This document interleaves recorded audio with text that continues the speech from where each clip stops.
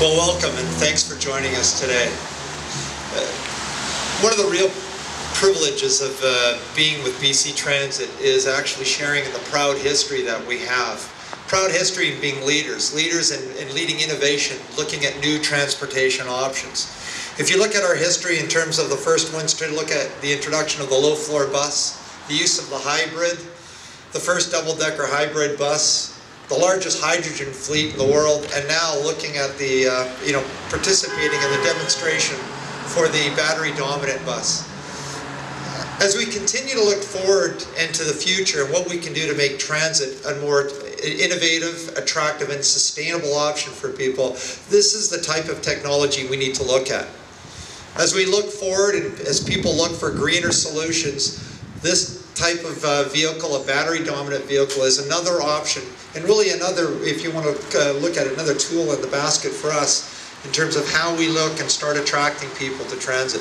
So what we've been doing for the past couple of weeks here is we've been driving around in this bus, shadowing our buses, just to see how it operates in our geography, and it's been very good. The drivers really enjoy the ride. It's very quiet. From a customer's point of view, you can look at the inside and you can see the comfort level that you get as well.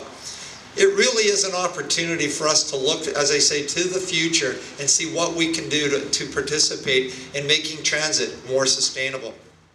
This particular bus built by Proterra was funded in the U.S. by the Federal Transit Administration under the National Fuel Cell Bus Program. The purpose of the National Fuel Cell Bus Program is twofold. One, to get transit agencies throughout the U.S. used to working with hydrogen technologies and familiar with the technologies themselves, and two, to grow an industry in the U.S. to build these buses and provide these technologies to the marketplace. This Proterra bus was considered by FTA to be by far the most technological reach of any of the programs. It's the only bus built in the program that was built from the ground up to have an electric propulsion system and to house fuel cells. It's got a composite body that was designed and built the first time in this vehicle.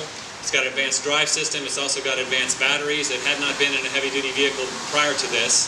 Of all the advanced technologies, the fuel cell technology from Hydrogenics probably had the most experience on the road of any of them. So, given that it was the farthest technological reach in the program, we're very proud that we were the first under contract in the program. We were the first to build the bus in the program. We're the first to demonstrate the bus in the program. And we think that of all the buses built in the program, this will be by far the most efficient bus that's built in the program. And we have said, and we're comfortable in saying that it's the most technologically advanced bus on the planet right now.